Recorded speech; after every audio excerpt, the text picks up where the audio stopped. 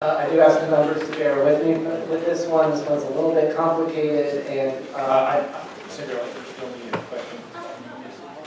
I'm sorry, go ahead. no, sure. So again, just try to bear with me, and I apologize to whomever made the proposal if we get some of the elements wrong in what the proposal was trying to accomplish.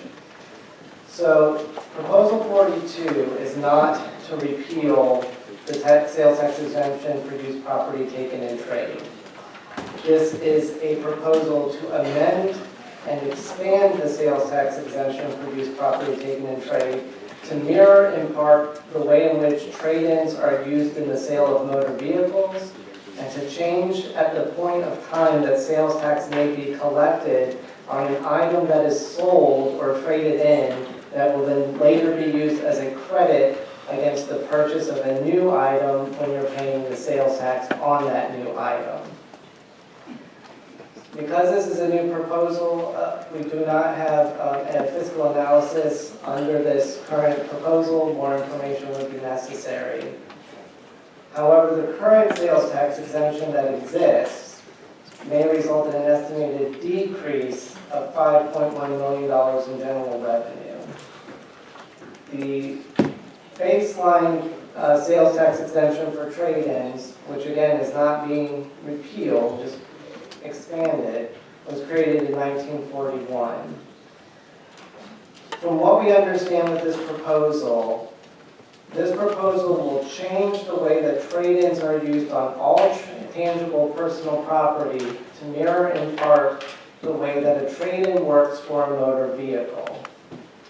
So to give you a little bit of background on this, when a used motor vehicle or trailer or semi-trailer is sold by a customer, rather than traded in as a credit or part payment at the time of the sale of a new or used motor vehicle, and the consumer subsequently purchases a new or used motor vehicle within 45 days of the sale, the sales tax that is owed is going to be paid on the net difference between the purchase price of the new vehicle from the sale of the used vehicle.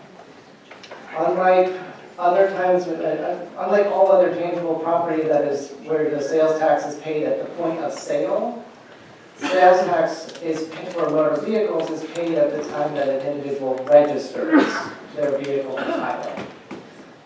In order to receive this credit for your other used vehicle that you sold and are using to reduce the price of the net sales tax that would be owed based on the difference in price, upon registration of a new or used motor vehicle, a consumer claiming the deduction needs to provide a bill of sale signed by all parties to the transaction, which reflects the total consideration paid to the seller for the vehicle. So this will include, I purchased the new vehicle, it costs X, but within 45 days previously, I had sold the vehicle for X number of dollars. A copy of the bill of sale must be deposited with the Revenue Office at the time of registration of the new or used motor vehicle, and the deduction for sales tax provided shall not be allowed unless the taxpayer claiming the deduction provides a copy of a bill of sale signed by all parties to the transaction, which again reflects the total consideration paid to the seller of the vehicle. What this proposal, from what we understand, is wanting to do is to use that system so that an individual would be able to sell another tangible good, pay sales tax on that, pay sales tax at that time on the price of the used tangible good, and then take that as a credit when they go and purchase a new piece of property or tangible good, either at the same or a different retailer. That's the way that we understood this proposal.